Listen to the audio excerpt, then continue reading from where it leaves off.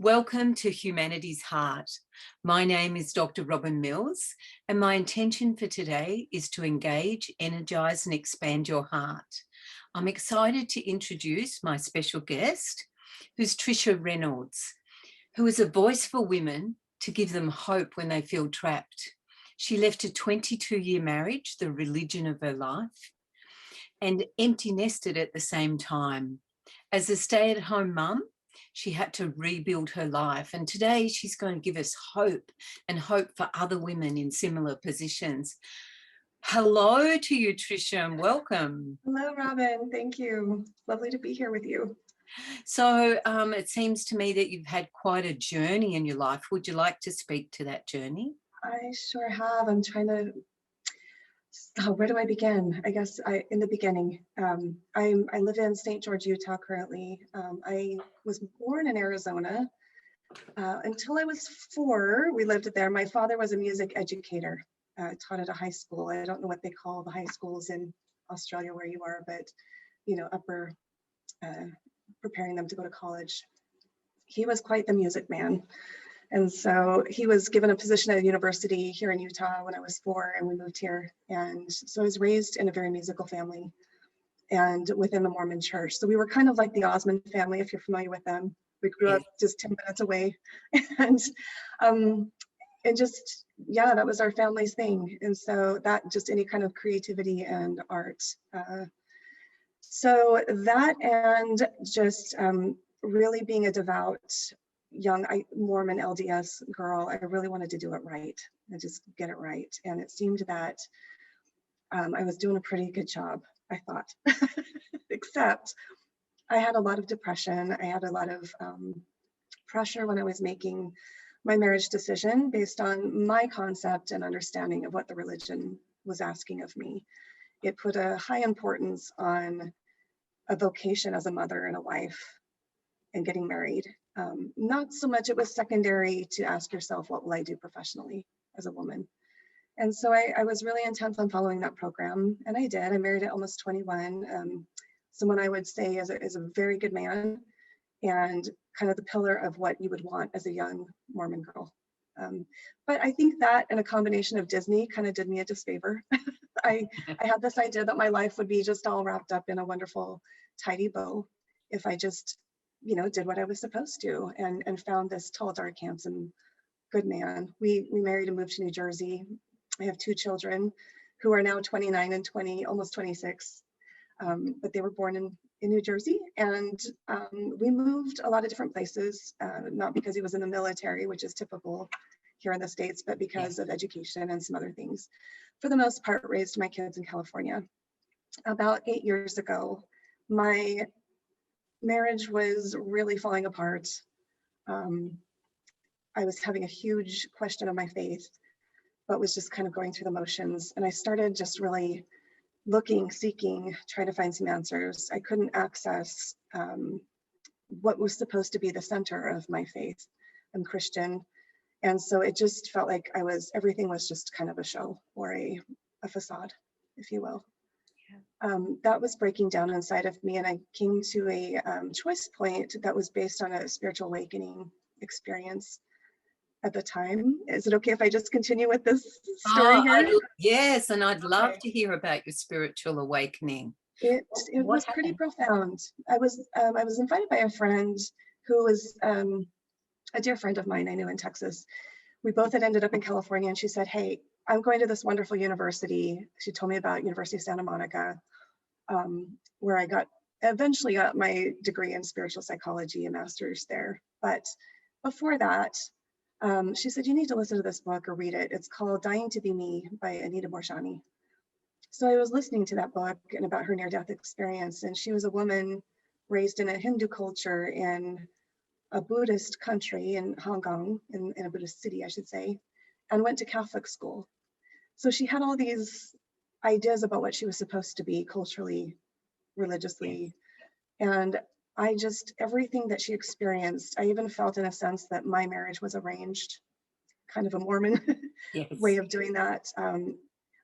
And I think that the main thing that I got from that is this message she came back with. She was told she needed to come back, or if she did, she needed to convey this message. And it was that we are all magnificent, that we don't have to earn the love of God, that it's just, she felt it, it permeated everything she was experiencing when she had this near-death experience, that she is loved unconditionally. That I had not experienced in my religious construct. I think a lot of what I need to own in that is that I was projecting my image of God onto my image of an earthly father onto God. Yeah. I had a wonderful father, but he was an artist. He was a little bit, you know, all over the place. We didn't have a consistent kind of steady thing going on. He was, you know, they call them creatives, and they, you know, and I think that I've got a bit of that in me too, which I've had to work on and not resent, but come to love about both my father and I. He's now passed about 11 years. But in that experience, I literally cannot describe. I was driving from California to Utah to see my son in an opera. He studied voice at a university here in Utah. And I had to pull over off the side of the road. It felt as though every cell in my body was just vibrating very high. That's how I would describe it now. Yeah. And it just truth pouring in, and I was crying, and I was like, what's happening to me? I thought maybe I was having, it didn't feel dangerous though, or harmful. It felt very safe, warm, and loving. I would just put it that way. And what I just knew that what I was hearing was truth. And in that moment, I knew I need to go to that school my friend told me about. I need to leave my marriage. I need to leave the religion that I have grown up loving, because it just, I knew it was no longer going to fit. And I didn't know how I was going to do any of it. Wow. And at the same time, my daughter had about 3 months left of her high school, and my son was already out of the house, as I said, going to college. So it was a lot. I just basically took every pillar I built my life on and just went, whoo, just leveled it without even thinking about it so much, just knowing that's what my soul was saying it's time to do. Everything had been built on expectations. I don't know if you're familiar with Faith Hill, I'm kind of a country girl, country song. She has a song, Waking Up in Someone Else's Dream, that has always resonated with me. And that's how my life felt. I felt like I had done everything I could to please everybody else except for the voice that was within me. So that's pretty much what got me to that point anyway.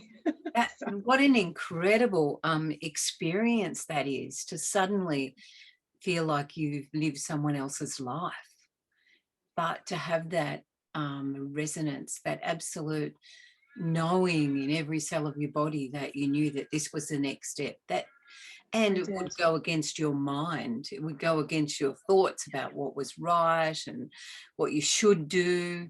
That would have been incredible. It was.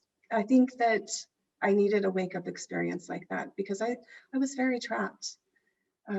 There was a very overriding message that when you make that marriage commitment, it's forever. You don't get divorced. And I really absolutely have a lot of respect and love for my ex-husband, but we were just not a fit. I knew it from the beginning. I won't go into that whole story, but I was really going against my own inner wisdom when I made that decision at almost 21. I knew I wasn't ready developmentally. In so many respects, my life has been blessed in spite of ignoring those voices. However, it comes to a point where you have to choose yourself, and that feels so selfish, or it did at the time.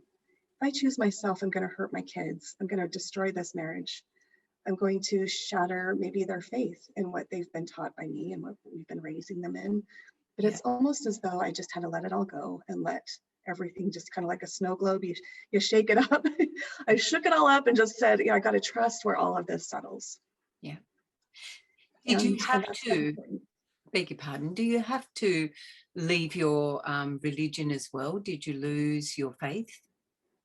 I did lose my faith, but not so much in a sense that I have anything against my faith. I felt like it was, and I still do feel like it was a wonderful foundation, but it's almost like it was a coat that I've been wearing for years that just got too tight. I don't know how to explain it better than that. And it doesn't mean as though I feel like I'm better. I've achieved some kind of something. It's deeply humbling, because there's so many amazing roots in my religion. My ancestors were Mormon pioneers that came across the plains and lost loved ones. So there was a real sense of betrayal inside of me, that I'm betraying my heritage. And that was deeply painful. So I think, you know, and it's not as though I've ever said I wouldn't go back if I felt like that was convicted to do. However, I don't see that happening at this point. My faith's really taken a lot of twists and turns, my spiritual path, but I'm finding my own personal relationship with God, whatever some would call the divine. For me, I still am Christian, so Yeah. I'm finding my own space in that, just alone. It's been kind of interesting. I'm looking at this point for community, but I'm very deliberate about that. Yeah. How then did you bring that up with your husband, with your family, after that incredible experience? You know, it's interesting, Robyn. I don't even know. I can't recall if I ever even told him about that experience. I don't believe I did. I kind of felt as though he wouldn't even understand it. And Yeah. I certainly was trying to make sense of it. It did not make sense to me. Yes. Spiritually, it made a profound amount of sense. But I feel like even these last 8 years, I've been trying to piece all of it together. Like, what did it really mean? What does it mean for my purpose? You know, moving forward, working with women or helping, serving in a way where I can say your voice counts, it matters, your experience matters. And this cultural, tribal, strong thing that we do need. I still have many members of my family, including my son, who are practicing Mormons. And so I have to be very delicate about how I share that experience, Yeah. if I do at all. But I don't think I told him. I just said, it's time for us to just look at this relationship, that it's not what it's supposed to be. And knowing that I was leaving the faith and he never would, I just said, I think that we need to separate. And we actually had probably one of the most amicable divorces I've heard of. I've been really grateful for that. Yes, not to have deep hurt and deep anger and inner separation. That's a bit of a miracle. It really was. And I think more so for our children, even though they were adults, I don't think there's any good time for your parents to split up. And at the time, my son was serving his Mormon mission in Virginia. And you know, for him to get that call, hey, you know, or that letter, I wrote him a letter because we weren't allowed to call. I just told him I'm leaving this marriage and the church, and he was out there teaching about it. So that was deeply painful to him. That So would have been massive, absolutely massive. And I will tell you, my mother heart has just really struggled with the idea that I would hurt him in any way. And it certainly wasn't intentional, but I think we've definitely had some chats about it. We've come to a really beautiful place of understanding, I think. He's a good kid anyway. He just has a wonderful heart. And so I think he's really trying to understand. And I'm grateful for that. So I'm wondering, through all this, who have you become? Are you joyous? Are you happy? Does your heart sing? I would say I'm trying to allow my heart to sing more. It was weird. I felt all this freedom at first, and I literally just swung my pendulum from here to over here. I was kind of like living my 20s and my 40s. So it was a very exploratory time for me, because I'd kind of been in these boxes, and I was just breaking all the boxes open and really learning fast, like a quick curve learning what really works for me or doesn't. And I think, to be completely honest, I think this is a piece that has been difficult for me, but has taught me the most, is I really just got into a relationship pretty quickly after I divorced. The idea and thought of being alone was scary to me, and I needed to have some fun, and this guy was a goofball, you know. So I was trying to fill up some of those empty spaces with a man. And I will say, I think the biggest learning curve I have been on has been learning to just be content on my own. And I'm still in that path of just really discovering who I am, taking time alone. I have a pretty busy job where I'm with people all the time. which truly, I'd love to talk about what I do as a career, where I've come to with that, but it's We have just, time. yeah, Yeah, excellent. we have time. But I would say my heart, when I allow it to sing, is already singing, or when I allow it to come forward, it's always singing. Yeah. But I would say, and it's interesting because I think, coming from a musical family, um, I had some constructs that I had to break down around the idea of literally singing. For my master's program, did an album which was a lullaby CD for grown-ups. I wanted to provide something that would be healing and comforting, not just for babies, but for grown-up kids at heart that really need that comfort. And that whole process was a deep nurturing of my own soul and spirit, where I was grieving so many things at once. My marriage, leaving my faith, losing friends because of my choices, moving away. I moved to Los Angeles. So there was just a lot of grief in there, and that nurturing was really important. And I think women tend to be such natural outward nurturers. And one of my big opportunities still is to learn how to turn that nurturing toward myself. So that one of the things that I would suggest is that you change the word selfish to self-full. Like that. To fill yourself with love, to nurture yourself every day, because when you're feel full, it's easier to give out to others. So I like to say self-full. Self-full, I love that. That's wonderful. I've been really deliberately and intentionally working on self-care because of what I love that. I'm going to put that on my wall somewhere. Now, what do you when tell me what you do? So I am now a hospice chaplain.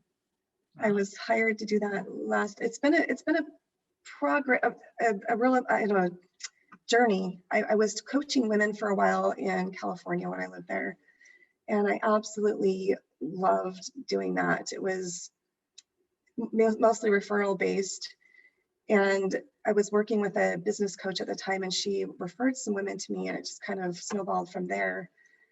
What I enjoyed most was really helping women with creativity, like if they had a creative project, because I feel like in that expression is when the healing really begins for a woman, when she's using her voice, not necessarily just the vocal cords, but her paintbrush or her pen. Or for me, it was the next year after I did that project and graduated from my master's program, I challenged myself to do a one-woman show, which was very scary, but it was a way for me to kind of tell my story, and it really felt like I was laying it down. Like, up to this point, this is who I have been, how I've identified, and now I'm laying it down. And so it helped, women write books. One in particular wrote about her son's death when he was an infant. She barely got to see or hold him, and then he was gone. So I think women's voices need to be heard more. I think we need to give ourselves more permission to be heard and seen. It's like our souls are crying out for it, but we don't know quite yet how to answer that completely. So that sounds so beautiful. What a great space to be in. That it's an honor, isn't it, to be able to step into a space when people are in need and you can help them. Some of the work that I used to do, I imagine that people had a hole blown in their heart, and that I would just put my hands over their heart and just hold it together until their heart could repair enough for them to move on. That's beautiful. Well, interesting, because I feel that that's kind of what's happening in my chaplaincy work. Not just kind of. It's been an amazing journey. And I was traded spaces with my sister who lives in the south of France, and that was just such an amazing experience. I was cat sitting for her, and she was in California, and I was working on it. I was co-writing a book on grief with a friend, and writing this book, it was based on all the deaths that have been in my family, and the grief I walked through with my my divorce that I mentioned and everything else. I think that I had a moment, if you will, where I woke up in the middle of the night, and it was kind of like, here's your calling. I felt like it was just being handed to me. The words I heard in my head at the time was death doula, and I'm like, what is that? Like, I don't even know what that is. Yes. But then as I thought about it, a midwife or a doula bringing life into the world, um, it's then my calling to help life leave the world in this plane and sense. And so that has been the biggest humbling blessing of my life, to finally land in that. I was working in a job when I first moved down here a couple years ago that I just did not like. I was just miserable. And I thought, this can't be it. I need to be with people. And so I was just asking that question again, what am I to do? And this job literally landed in my lap. I know that doesn't typically happen, but this one did. And that was kind of my sign or message, my wink from God, however you want to say it. That was like, okay, here it is. This is what you're to do. And I'm just now doing chaplaincy training. So it's fun to be doing that in tandem with already doing the work. That is So, absolutely fantastic, isn't it? So you listened and you acted on what you felt in every cell in your body, and then now other doorways have opened for you. It's almost like the book Feel the Fear and Do It Anyway. oh, I love that book. Yes. Yeah. Yeah.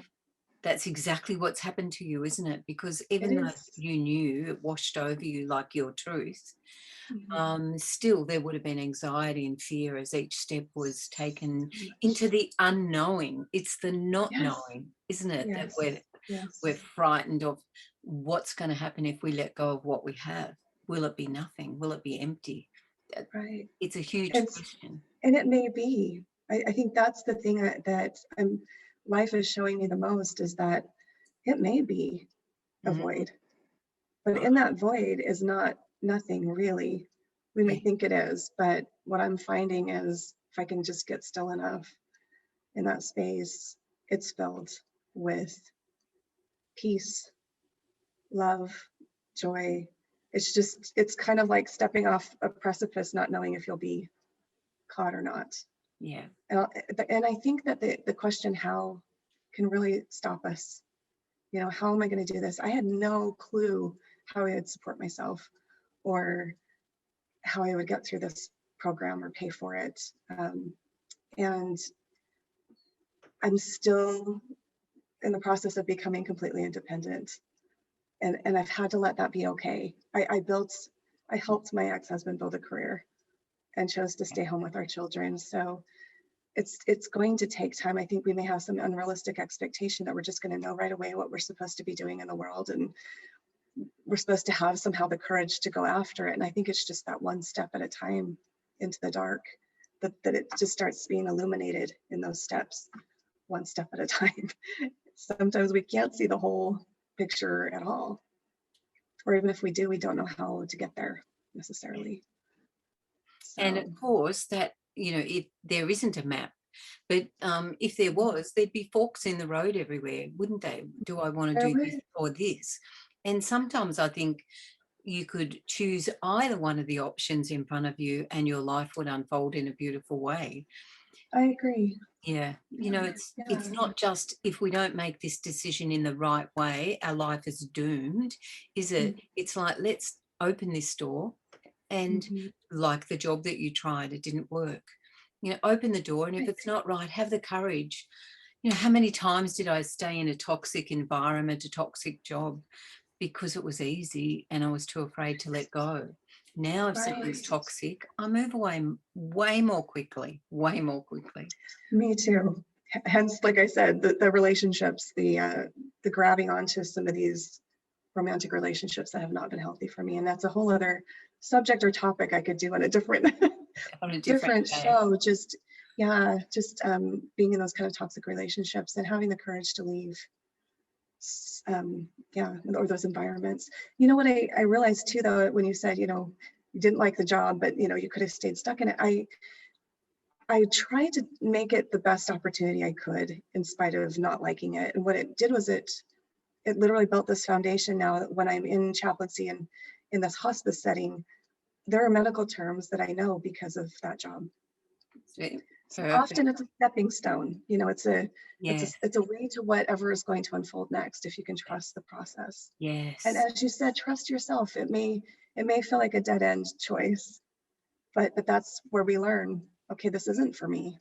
I want to be with people. I don't want to be pushing papers in the corner office of this facility.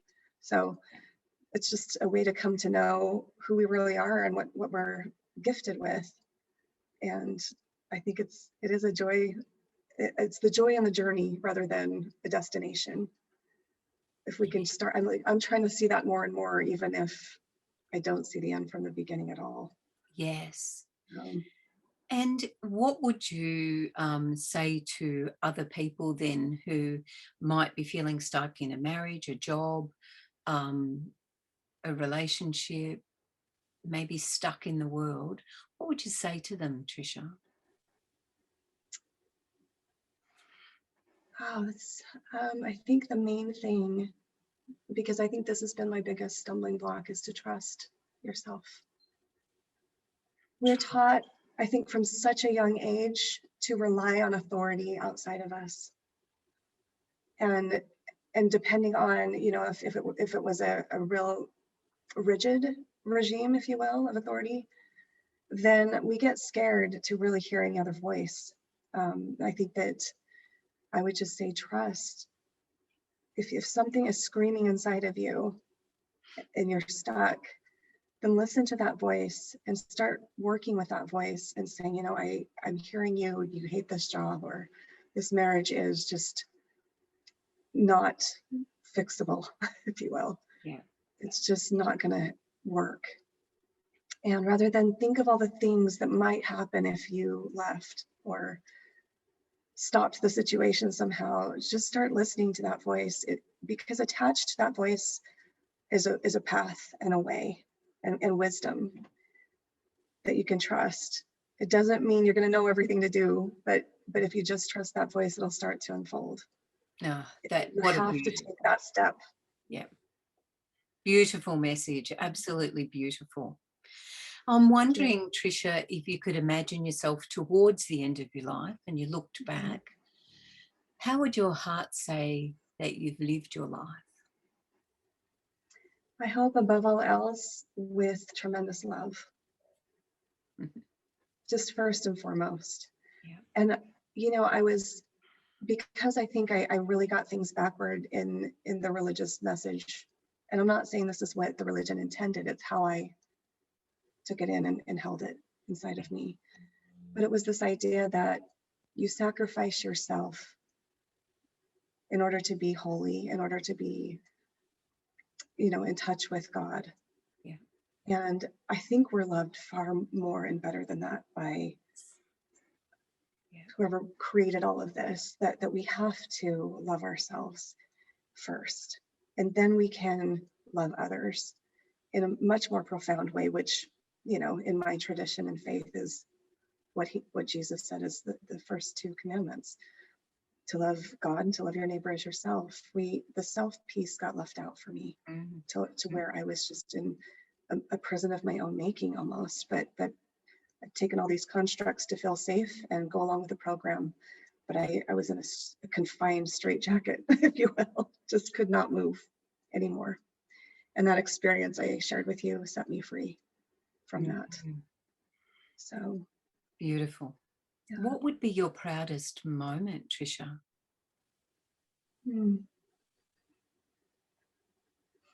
I think just that, having the courage to quell out those voices that were saying, how are you going to do this? Yeah. You don't know how you're going to, you don't have a career. All those voices that just wanted to keep me stuck in fear and not moving forward. Yeah. And just trusting that it was the first step in trusting my own experience that looked so different than what I was told was the truth. Yeah. So I'm proud of myself for doing that. It has not been easy. I'm not going to sugarcoat it or say that it's been this complete joyride, but I will say in all of it has been a semblance of peace, knowing that I've taken my own life into my hands and I'm responsible for it. And what I become, I can't blame it on anything else but myself, or give credit to anyone else now but myself for listening to that voice. So yeah, I would say that's my proudest. Do you have joy in your life now? I do. Yeah. I do. I would say it's it's settling into this. It used to be this kind of happy, woohoo, I'm free, you know, kind of feeling. Yeah. Now I feel like I'm settling into this kind of joyful wisdom that is grounded, if you Oh, will, yeah. as a woman. That's because I turned 50 this year, and I feel like I kind of hit this Yeah. plateau in my, I don't care so much what others think. So I feel more free to just be. I think there's pieces of that I have cared so much and that are still breaking off. Don't get me wrong. It's not like I've come to this holy and wonderful place with that, but I think I've just settled in more and more into who I am and what I'm becoming. And I'm not in any race with anyone. You know, I don't even know what that would look like or what that finish line would be anymore. So it's kind of nice. And I'm just really settling in that unknown. I think I'm just becoming a really good gypsy woman in my soul. just letting the journey be what it is. Well, it's just been a wonderful journey listening to you share your story and to help women feel like there's other choices, to give women hope. And that would be women and men, really anyone out there in the world that's feeling trapped or that there's no choice, that there is always a choice somewhere. Yes, absolutely. Absolutely. So I guarantee. Yeah. I will say, I credit that to a therapist that I was seeing that kind of, I think that was part of my courage to kind of make these choices. I read the book, The Art of Possibility. It kind of started going, okay, maybe there's some other options here, but then I had that profound experience and I couldn't put it back. I couldn't deny anymore. Here's the possibility. Yeah. Because this is the reality. The reality is we are magnificent beings who are completely lovable. Oh, what a beautiful note to finish on. We're magnificent human beings with endless possibilities. Yes. And I would say get creative. I think that's maybe could be a start for anyone feeling trapped too. Start creating. Creativity is just something that I didn't feel I had, and now I love to sing and I love to paint. You know, I paint Humanities heart, so love it. Brings me joy. And I'm not someone who could draw a tree and you'd go, that's a tree. But I can move colour around a heart, and it brings me the colours bring me so much joy. I love it. That's wonderful. Thank you so much for sharing your journey with us today. Thank you for the opportunity. I'm Dr. Robyn Mills, and I hope that today's interview with Tricia has energised, engaged and expanded your heart in some way. And until we meet again, may your heart beat to the rhythm of Humanities' heart.